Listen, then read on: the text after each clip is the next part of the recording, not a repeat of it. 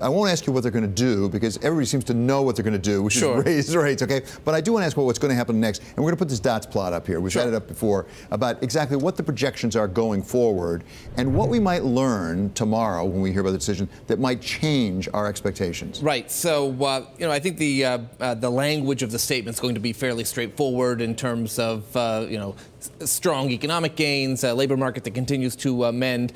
So the real signal is going to be in that dot plot. And what we have to do is kind of give a best estimate of who can be ascribed to which dot and who's a voter next year. And the Fed takes a hawkish turn next year as a lot of doves will be falling off the committee, whether it's Janet Yellen, President Dudley from the New York Fed who rolls off, or the rotating roster of regional Fed presidents this year, which also shifts from a dovish bias to a hawkish bias. So let me put you on the spot. Sure. Come Friday, does that green line, which is where the Fed is projecting right now it's going to go, does that go up? Does that go down? And the blue line, which is where the market is, does that go up toward the green? What happens? Well, I think the market is going to be doubtful and skeptical of the Fed move. Okay. So the Fed baseline could possibly shift. They have 3 hikes in for next year. I think given the lack of traction they've gotten in terms of reining in financial conditions, they could maybe even lean in a more hawkish direction at this week's meeting. The market, however, you need look no further than the 10-year Treasury note,